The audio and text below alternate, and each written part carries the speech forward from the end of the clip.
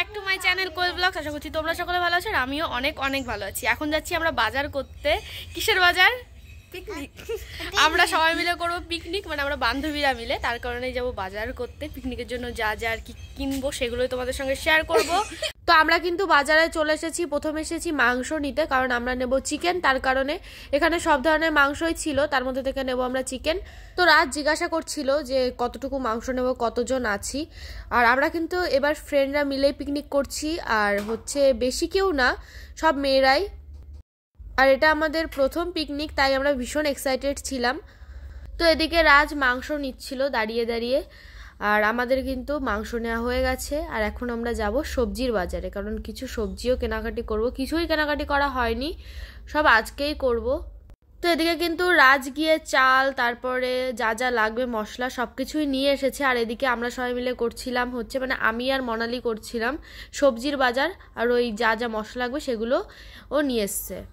এদিক থেকে কিন্তু আমাদের প্রায় বাজার হয়েই গেছে। তো কাকুটা হিসাব করছিল যে কি কি নিয়েছি, কত কি হয়েছে। তারপর রাত যাচ্ছিল শুকনো লঙ্কা আনতে, কারণ সেটা আর আমরা নিইনি, তার কারণে। এই যে হচ্ছে বাজার আমাদের, মানে টুকিটাকি বাজার, কারণ বেশি জন আমরা কিন্তু না, তাই বেশি বাজার করিনি।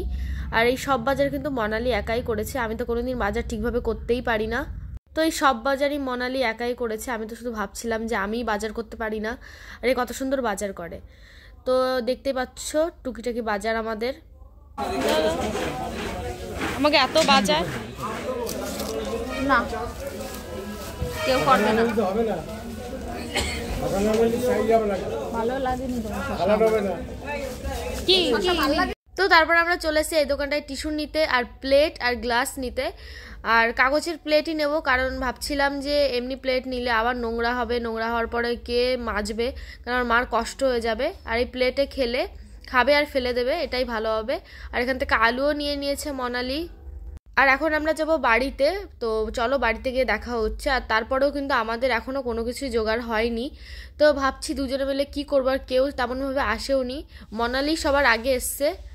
তো আমরা কিন্তু বাড়িতে চলে এসেছি। আর এই যে এটা এখন এখানে রাখবো, আর ওপরে আমার মা উনুন বানাচ্ছে, তো সেটাই তোমাদের সঙ্গে শেয়ার করব। চলো পেট্টু খাবার খেয়ে নোংরা করছে। আর এই যে আমার মা উনুন বানাচ্ছে। ও টেকনিক আমার মার। ওই রাজরে ডাক দে, ইটির পর থো নাই, ছাদ গরম হয়ে আর ছাদ পাঠিয়ে দিতে পারে। এই কম থাকতে এই বানাইছে কেন কদিনে? কেন খাইটা তো তলায় পড়ে, আর রান্না করতে বেশ মজা হয় দাঁড়ায় দাঁড়ায়। এই যে রাত দাঁড়ায় আর ইটির পর তুলি করে ছাদ গরম হবে না, ফাটবে না। তো এদিকে কিন্তু জেবিএল চলে এসেছে আমাদের, তো সেটা এখন ছাদে ওঠানো হবে। তো এখানে এক একে সবাই হেল্প করছিল, রাজও হেল্প করছিল। প্রথমে ভেবেছিলাম যে আমাদের ঘরে যে হোম থিয়েটার আছে সেটাতেই চালাবো, পরে ভাবলাম যে না, একটা বক্স বলি, তাহলে একটা দুটো এসছিল, তো সেটাতেই আমাদের হয়ে যাবে। মা যেটা বললো, এই উনুনটা যেটা বানিয়েছে সেটা ইটের ওপর তুলতে, তো এখানে সবাই মিলে ইটের ওপর তুলেও দিল। মার ভয়ে মার ছাদ ফেটে যাবে, ভীষণ ভয় পাচ্ছিল মা। তো এদিকে কিন্তু একে একে সবাই চলে এসছে। আসার পরে কিন্তু সবজি কাটা শুরু হয়ে গেছে। এখানে ক্যাপসিকাম কাটছিল আমার ভাই, কত সুন্দর একা একা খেলছে এখানটায়। আর এখানে রিয়াদি মানে কাজ করতে করতে খেয়েও ফেলছে, মানে কত সুন্দর। তারপরে দেখি আমার পাশের জন্য খাচ্ছে, আর আমি দেখতেই পাচ্ছি না, মানে আশেপাশে সবাই খাচ্ছে কিন্তু আমার চোখে পড়ছে না। আর আমার ভাই এখানে মটরশুঁটি দিয়ে খেলা করছে, মানে ও ভেবেছে হয়তো এগুলো ছোট বল, তো সেইভাবেই ও খেলছিল। তো তারপর সন্ধ্যা হয়ে গেল, আর সন্ধ্যা হয়ে যাওয়ার পর আমাদের বড় একটা সর্বনাশ হয়ে গেছে। দেখতে পাচ্ছ চারিপাশ পুরো অন্ধকার, যেহেতু আমরা ছাদে করেছিলাম পিকনিকটা। আর কারেন্টও কিন্তু চলে গেছিলো, কারেন্ট কিন্তু প্রায় 1-2 ঘন্টা ছিল না। ভীষণ কষ্ট হয়েছে আমাদের, ফ্ল্যাশ জ্বালিয়ে এই সবজিগুলো কাটতে হয়েছে আমাদের। আর আমি কিন্তু ঠিকঠাকভাবে সবজি কাটতে পারি না, জানি না এইভাবে কাটে কি না, তাও আমি এইভাবেই কাটছিলাম, আমি যতটুকু পেরেছি করেছি। এদিকে 3 ধরনের ক্যাপসিকাম কাটা হয়ে গেছে, এই যে হচ্ছে মটরশুঁটি, আর এই যে বিন আমি কেটে নিয়েছি। আর এখন আমি একটু গাজর কাটার চেষ্টা করছিলাম, জানি না গাজর কেন কাটছিলাম, আমি ভেবেছিলাম খাবো কেটে, তো তার জন্য আমি কিন্তু কাটছিলাম। আর রসুন ছুলছিল সবাই মিলে। এখন সবাই চলে এসছে, শুধু একজনই বাদ, সে হচ্ছে মিতাদি। মিতাদি একটু পরেই আসবে, কারণ মিতাদির বাবা আসবে, তাই কিন্তু মিতাদে একটু লেটে এসছে। তো এদিকে সব ধরনের সবজি আমি মাকে রেডি করে দিয়েছি, মানে আমরা সবাই মিলে রেডি করে দিয়েছি। আর এখানে গান বাজছিল, তাই আমার ভাই নাচ করছিল। আর রান্না কিন্তু আমার মাই করবে, মাংসটা অন্তত মাই করবে। আর এদিকে লবণটা কেটে দিচ্ছিল। এই মানুষটাকে আমি ঠিক চিনি না, কোথার থেকে এসে জানি না। তো অনেকটাই রাত হয়ে গেছে, প্রায় 8টা মতো বাজে। আর এখন কিন্তু আমাদের রান্না শুরু হবে, মানে আমরা চেয়েছিলাম যে একটু রাত্রেবেলায় হোক, যখন নিউ ইয়ার হবে রাত 12টার সময়, তখনই আমরা খাওয়া দাওয়া করবো, মজা করবো, এটাই আমরা ভেবেছিলাম। তো সেইভাবেই কিন্তু হচ্ছিল সব কিছু। আর যারা এসেছিলো সবাই কিন্তু মানে আমাদের বাড়িতেই থাকবে, তাই আর কোনো চাপ ছিল না। আর এদিকে আমার মা দেখতে পাচ্ছে উনুনটা কত সুন্দর করে ফেলেছে, আমি তো ভাবতেই পারিনি এত সুন্দর করবে। তো যাই হোক, এখন কিন্তু রান্না আমাদের শুরু হবে। মা এখানে আগুন ধরিয়ে নিচ্ছিল। আর বেশিরভাগ হেল্পই কিন্তু আমার মা করেছে, মানে সব কিছুই আমার মা করেছে, শুধু সবজিটা আমরা কেটে দিয়েছি, আর বাদ বাকি সবই আমার মা করেছে।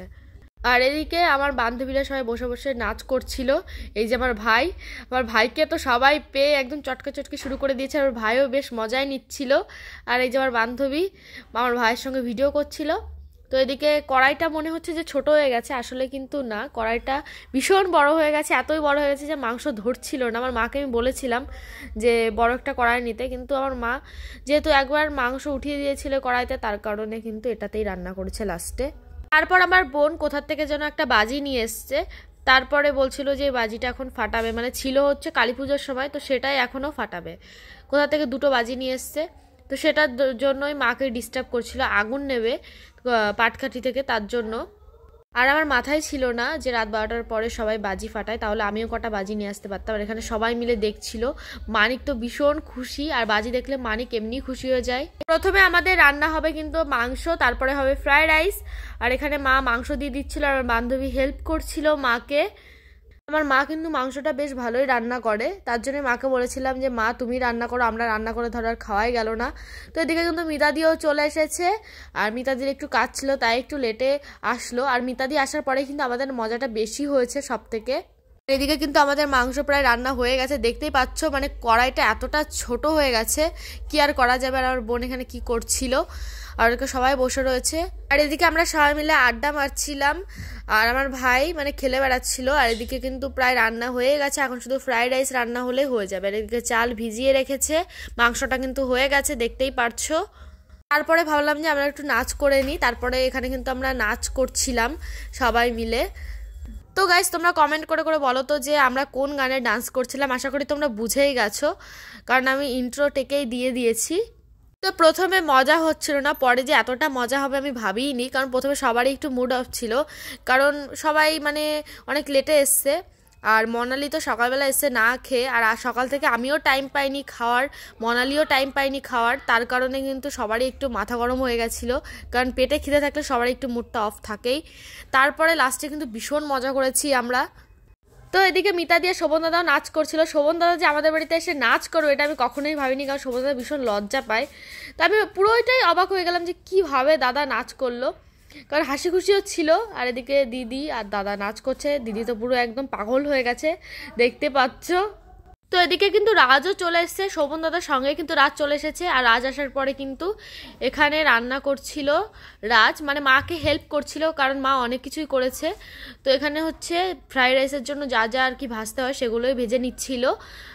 তো মিতাদির কিন্তু হাতটা ফোসকা পড়ে গেছিলো, তাই মিতাদি দেখাচ্ছিল। আর এখানে কিন্তু ফ্রাইড রাইসের জন্য কিন্তু ভাতটাও দিয়ে দিয়েছে। আর এখন রাজ একটু নাড়াচাড়া করছিল, আর মা ভাতগুলো দিয়ে দিচ্ছিল।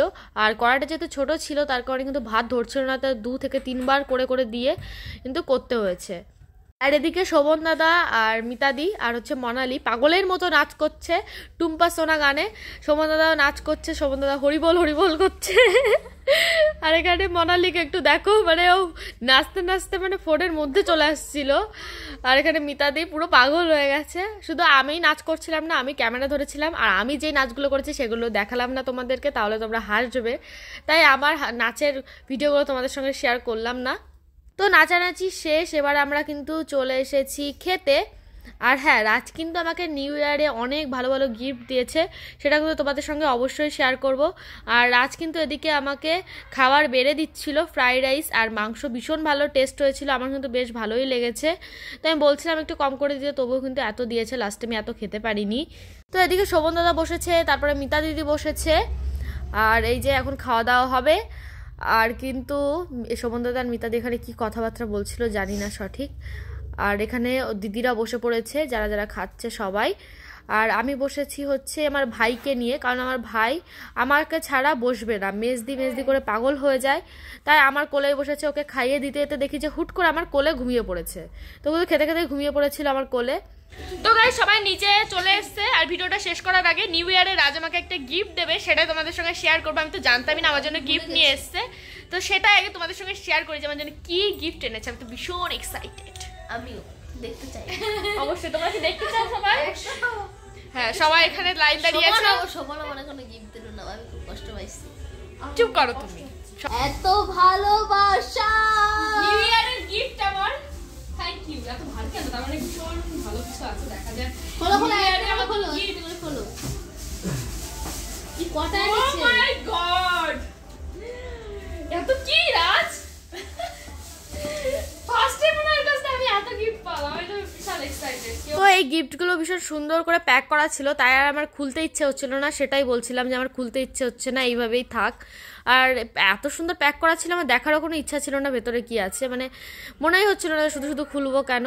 তো খোলার পরে দেখি ওয়াও, কত সুন্দর একটা গিফট। আমার কিন্তু বেশ ভালো লেগেছে। কাচের বোতলে কত সুন্দরভাবে দেখো পুতুল রয়েছে, ভীষণ সুন্দর। এটা কিন্তু আমার বেশ ভালোই লেগেছে। তোমাদের কেমন লেগেছে অবশ্যই কমেন্ট করে বলো কিন্তু। আর লাইটও জ্বলে, তাই বান্ধবীদের বলেছিলাম লাইটটা অফ করতে। দেখতে পাচ্ছ লাইটটা অফ করলে কত সুন্দর লাগছিল দেখতে।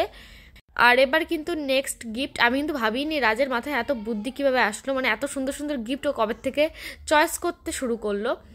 আর তারপরে কিন্তু আরেকটা গিফট, এটা খোলার জন্য ভীষণ এক্সাইটেড, কারণ প্রথম গিফটটা এত সুন্দর হয়েছে।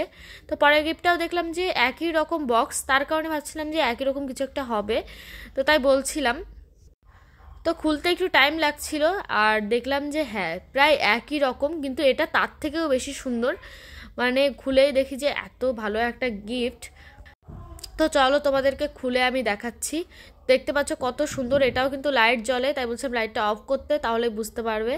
আর ভেতরে দুটো পুতুল রয়েছে, একটা ছেলে পুতুল একটা মেয়ে পুতুল। তারপরে নেক্সট আরেকটা গিফট রয়েছে, সেটা খোলার জন্য ভীষণ এক্সাইটেড। এটা একটু বড় ছিল, তাই ভাবছিলাম কি হবে। তো চলো এটাও খোলা যাক।